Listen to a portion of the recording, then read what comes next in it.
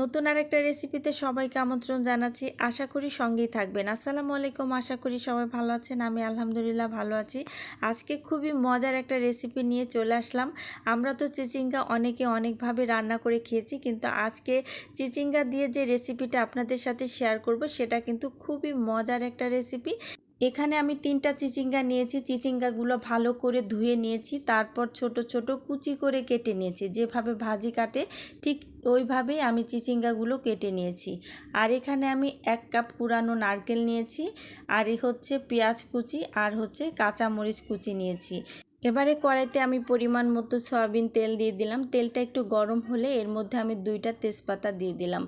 এবারে এর মধ্যে আমি পেঁয়াজ কুচি দিয়ে দিচ্ছি। পেঁয়াজটা দেওয়ার পর হালকা একটু নেড়ে চেড়ে এর মধ্যে এখন আমি কাঁচামরিচগুলো দিয়ে দিচ্ছি। কাঁচামরিচটা দেওয়ার পর পেঁয়াজ আর কাঁচামরিচটা একটু সময় নিয়ে হালকা একটা ব্রাউন কালার আসা পর্যন্ত পেঁয়াজ আর কাঁচামরিচটা আমি ভেজে নেব। এই পর্বে পেঁয়াজটা ভালো করে ভাজা হয়ে গেছে। এবারে হাফ চা চামচ হলুদের গুঁড়া দিয়ে দিলাম, সাথে হাফ চা চামচ রসুন বাটা দিয়ে দিচ্ছি।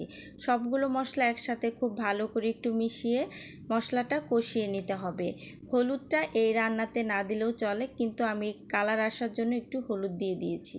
এবারে আমি স্বাদ অনুযায়ী লবণ দিয়ে দিলাম। লবণটা দেওয়ার পর মশলার সাথে আবার একটু নেড়ে চেড়ে মিশিয়ে দিতে হবে।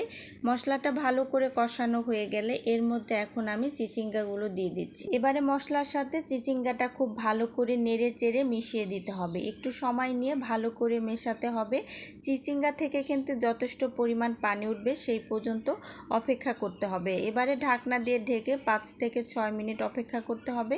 ফিরে আসলাম 5 মিনিট পর। দেখতেই পাচ্ছেন চিচিঙ্গা থেকে কিন্তু যথেষ্ট পরিমাণ পানি উঠেছে।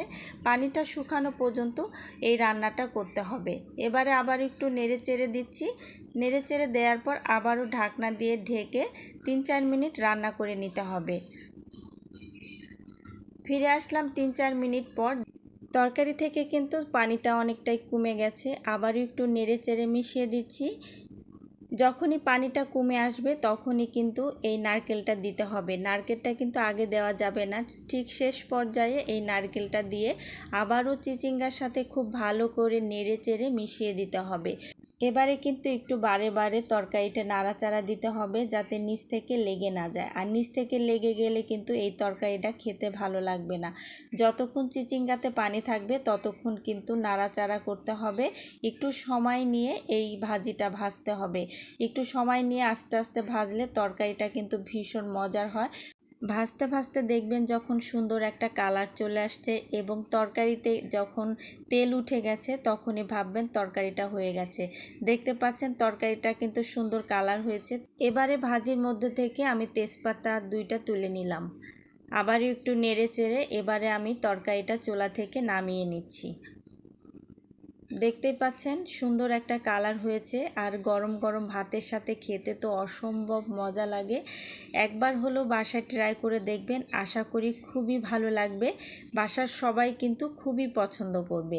ভিডিও ভালো লাগলে অবশ্যই একটা লাইক দিবেন, আর নতুন নতুন ভিডিও পেতে হলে আমার চ্যানেলটি সাবস্ক্রাইব করবেন। সবাই ভালো থাকবেন। আল্লাহ হাফেজ।